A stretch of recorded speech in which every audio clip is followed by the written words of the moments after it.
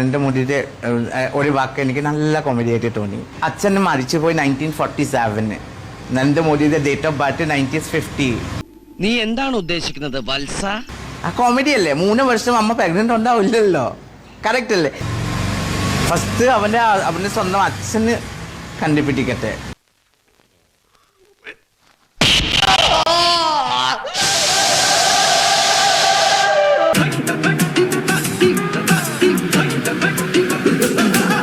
എൻ്റെ മുടിയുടെ ഒരു വാക്ക് എനിക്ക് നല്ല കോമഡി ആയിട്ട് തോന്നി.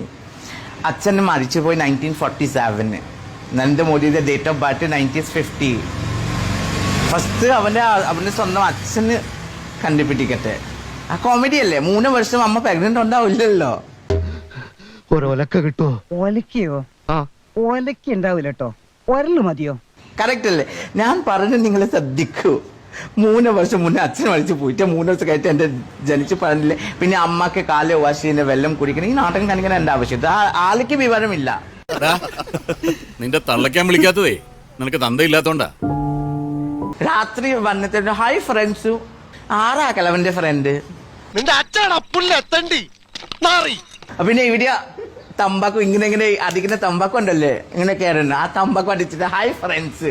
ഓ ആഗ്രഹം. ഇതിനകത്ത് കിടന്ന് ഇനി എന്തെങ്കിലും മിണ്ടിയാ ഞാൻ ഇയാളുടെ വായിക്കാത്ത എന്തെങ്കിലും കുത്തിക്കയറ്റും. ജാൻമണി എന്നു പേരുള്ള ഒരു വനിതയാണിവർ. വനിത, സ്ത്രീ എന്നൊക്കെ പറയാൻ പറ്റുമെന്ന് അറിയില്ല. ട്രാൻസ്ജെൻഡർ വുമണാണ്. അയ്യടാ, നിനക്ക് പറ്റിയാളാടി. എന്താ സവാൾ അവിടെ? അവരെന്താണ് പറഞ്ഞതെന്ന് ലളിതമായിട്ട് പറഞ്ഞാൽ, നരേന്ദ്രമോദിയുടെ അമ്മയെ അപമാനിക്കുകയാണ് ചെയ്തത്. ഉളുപ്പുണ്ടടാ ചക്കണക്ക്. അവർ പറഞ്ഞു വെച്ചത് എന്താണെന്ന് ചോദിച്ചു കഴിഞ്ഞാൽ, 1947 നരേന്ദ്രമോദിയുടെ അച്ഛൻ മരിക്കുന്നു. 3 വർഷം കഴിഞ്ഞ് 1950 നരേന്ദ്രമോദി ജനിച്ചതെന്നാണ്. ആരായത് നിന്നോട് പറഞ്ഞത്? ആരും പറഞ്ഞല്ല, ഞാൻ ചുമ്മാ ഊഹിച്ചതാ. പട്ടി. അപ്പോൾ അതിലും കൂടിയ രീതിയിൽ ഒരു സ്ത്രീയെ അപമാനിക്കാനില്ല. നരേന്ദ്രമോദിയുടെ അമ്മയാണ് അപമാനിച്ചത്. എവനെ ഒന്നും പറഞ്ഞിട്ട് കാര്യമില്ല. തറവാട്ട് മഹിമ എന്ന് പറഞ്ഞ സാധനമുണ്ട്. അതൊന്നും ഇവന്റെ പടിവാളന്റെ 5 അയലോത്ര പോയിട്ട്. സത്യം എന്താണ്? ഇന്ന് ഈ ഇന്ത്യയിൽ അല്ലെങ്കിൽ ലോകത്ത് ആർക്കാണെങ്കിലും ഒരു വിവരം അറിയാൻ എളുപ്പമാണ്. നരേന്ദ്രമോദിയുടെ അച്ഛൻ, ഇന്ത്യൻ പ്രധാനമന്ത്രിയുടെ അച്ഛൻ എപ്പോഴാണ് മരിച്ചതെന്ന് നെറ്റിൽ നോക്കിയാൽ നമുക്ക് കിട്ടുന്ന ഉത്തരം 1989 അതായത് മോദി ജനിച്ചു കഴിഞ്ഞ് പിന്നെയും 39 വർഷം കഴിഞ്ഞ്. ആ സത്യത്തിനെയാണ് ഈ സ്ത്രീ, അതോ പുരുഷനോ എനിക്കറിയില്ല, ട്രാൻസ്ജെൻഡർ എന്നൊരു വിഭാഗത്തിനെ മനുഷ്യരുടെ കൂട്ടത്തിൽ കൂട്ടാൻ തുടങ്ങിയിട്ട് തന്നെ കുറച്ച് കാലമേ ഉള്ളൂ. 1989 മരിച്ച നരേന്ദ്രമോദിയുടെ അച്ഛനെ അവർ 1947 കൊന്നു. അതിനുശേഷം പിതാവില്ലാതെ ജനിച്ചതാണോ നരേന്ദ്രമോദി എന്നാണ് അവർ പറഞ്ഞു വെച്ചത്. നിന്നോടൊന്നും പറഞ്ഞിട്ട് കാര്യമില്ല. നോ ഇൻഫർമേഷൻ, വിവരമില്ല. അതായത് മരിച്ചുപോയ നരേന്ദ്രമോദിയുടെ മാതാവിനെ അപമാനിക്കുകയാണ്. കഷ്ടായിപ്പോയി. വെടിവെച്ച് കൊല്ലണപ്പതിനെ. ഇതുപോലുള്ളവർ ഇങ്ങനെ പറയുന്നത് എന്തുകൊണ്ടാണെന്ന് അറിയാമോ? താൻ ആരാണ് എന്നവർക്കറിയാം. ഒരു പുരുഷൻ സ്ത്രീയായ വ്യക്തിയാണ്. അങ്ങനെ ഒരാളെ പൊതുജനം സാമാന്യ ബോധമുള്ള ഒരു കൈവെക്കില്ല എന്നൊരു തോന്നലിൽ, വിശ്വാസത്തിലാണ് ഈ പറയുന്ന പിതൃശൂന്യത മുഴുവൻ. ഈ വ്യക്തി ആരുടെ മേക്കപ്പ് ആർട്ടിസ്റ്റാണ് എന്നറിയാമോ? അതെ, രഞ്ജിനി ഹരിദാസിൻ്റെ. ഈ വ്യക്തിയുമായിട്ടാണ് രഞ്ജിനി ഹരിദാസ് ഡൽഹിയിൽ പോയി പാറ്റ സമരത്തിന് പിന്തുണ കൊടുത്തത്. അടിപൊളി.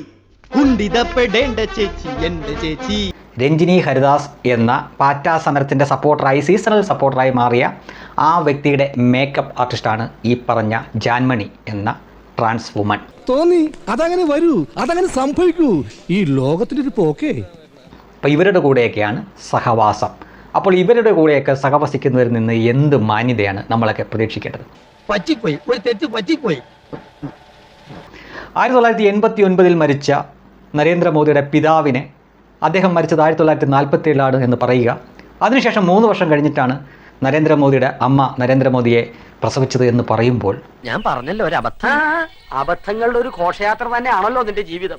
ഇപ്പോൾ എന്നോടോ നിങ്ങളോടാണ് നമ്മുടെ പിതാവിനെ പറ്റിയൊക്കെയാണ് ഇത് പറയുന്നതെങ്കിൽ നമ്മൾ ഒരു നിയമത്തിൻ്റെയും സഹായം തേടാൻ പോവില്ല. പോകുമോ? സ്പോട്ടിൽ പൊട്ടിക്കും.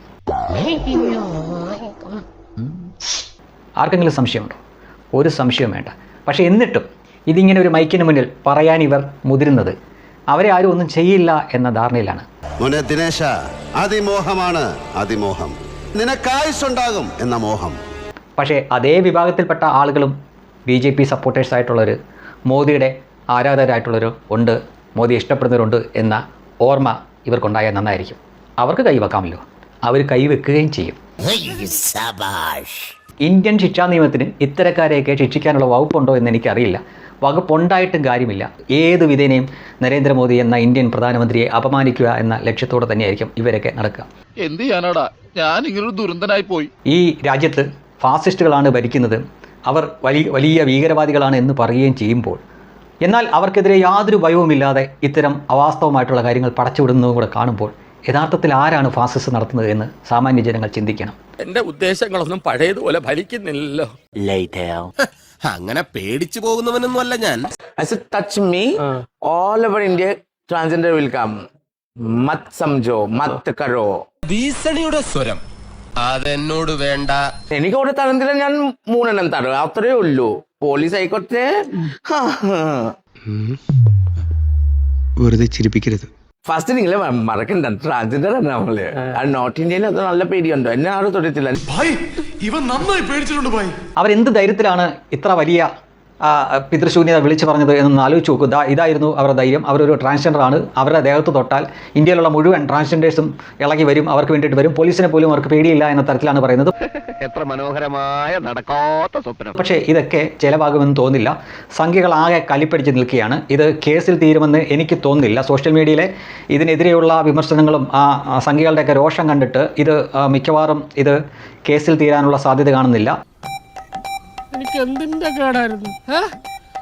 ദേഹം നന്നായിട്ട് നോവാൻ തന്നെയാണ്, ഈ സ്ത്രീയുടെയോ പുരുഷൻ്റെയോ ദേഹം നോവാനുള്ള എല്ലാ സാധ്യതയും കാണുന്നുണ്ട്. സംഖ്യകളുടെ മുന്നിൽ പെട്ടാൽ കാര്യം കോഞ്ഞാട്ടയായിരിക്കും. കാരണം ഒരാളും പറയാൻ പാടില്ല ഇങ്ങനെ ഒരു കാര്യം. ഒരാളും എത്ര രാഷ്ട്രീയ വിരോധം ഉണ്ടെങ്കിലും പറയാൻ പാടില്ല. ഏത് നേരത്താണോ? നമുക്ക് ഗൂഗിളിലെടുത്തൊന്ന് അടിച്ചു നോക്കിയാൽ അല്ലെങ്കിൽ വാർത്തകൾ നോക്കിയാൽ നമുക്ക് അറിയാൻ പറ്റും. നരേന്ദ്രമോദിയുടെ അച്ഛൻ 1989 ക്യാൻസർ വന്നിട്ടാണ് അദ്ദേഹം മരിക്കുന്നത്. ബോൺ ക്യാൻസർ ആയിരുന്നു അദ്ദേഹത്തിന്. അപ്പോൾ ആ വ്യക്തി 47 മരിച്ചുപോയെന്നും അതിനുശേഷമാണ് 50 നരേന്ദ്രമോദി ജനിക്കുന്നത് എന്നൊക്കെ പറഞ്ഞാൽ ഇത് എന്നോടൊക്കെയാണ് പറയുന്നതെങ്കിൽ, അല്ലെങ്കിൽ നിങ്ങൾ ആരെങ്കിലും സഹിക്കുമോ? ആ സ്പോട്ടിൽ പൊട്ടിക്കില്ലേ? ആസാം പോലെ ഒരു നാട്ടിൽ നിന്ന് ഇവിടെ വന്ന് ജീവിക്കാൻ വേണ്ടി ഇങ്ങനെ ചെയ്തുകൊണ്ടിരുന്ന ആൾ ഇവിടെ ഇനി പുറത്തിറങ്ങി നടക്കാൻ പറ്റാത്ത പരുവത്തിലാക്കിയിട്ടുണ്ട്. അതിൻ്റെ കൂടെ വീരവാദവും എന്നെ തൊട്ടാൽ അങ്ങനെയാണ് ഇങ്ങനെയാണെന്ന്. ഈ രാജ്യത്ത് കൂടിപ്പോയ എത്ര ട്രാൻസ്ജെൻഡേഴ്സ് കാണും?